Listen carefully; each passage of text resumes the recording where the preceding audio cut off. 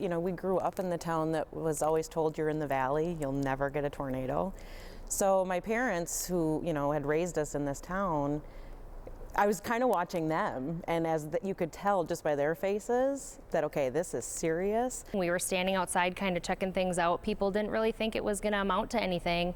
And I'll never forget when Chris stood outside of the shelter and she kind of did this thing with her hands, and it was literally cold on one side and warm air on the other. And she said, everybody needs to get inside now. Once we got outside, all of our trees were gone. I mean, every one of them was down. We lived to the south of Minnesota Square Park, so we were across 169, but we could look up and see Gustavus. And right then my mom said, this is bad. The community got lucky because Gustavus was on spring break. They got hit pretty hard, so I can only imagine if there was students up there how bad this would have really been. Or even here in this school, I mean, there could have been functions. That it was a Sunday evening well, like instead of a school wrestling day banquet. You know, we could have all been in here. It was awesome, actually. Well, that's what everyone probably thought initially when we were told we didn't have to start school till noon and we'd get out at 4. You could file in a little bit before noon and get your sack lunch if you were eating lunch at school.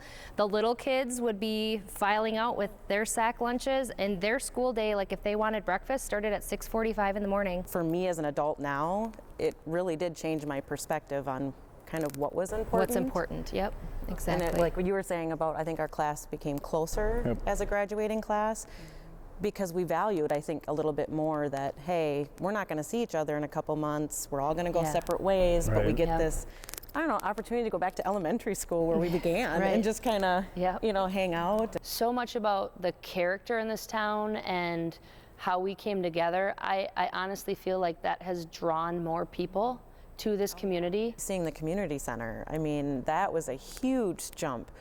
If you knew what the old community center was, I mean, it was just like, wow, you didn't really even realize that something like that could be in town, because everything was historic, which was sad because you lost the community center, the Catholic Church, you know, all those things that were beautiful old historic buildings, but you didn't really realize what new and modern could bring your community. I definitely don't think it defines us. I think it was just something that made us realize what we were all about, and what had something like that not happened, we may have never met people that lived in the middle of town. We would never have crossed paths. Instead, you were helping them saw down their trees in their backyard, you know, 5 hours later or the next day, or, you know, I definitely just think that it was so eye-opening to so many people, and it really just gave us that push to bond together, you know, as a town, and realize what a great place this is.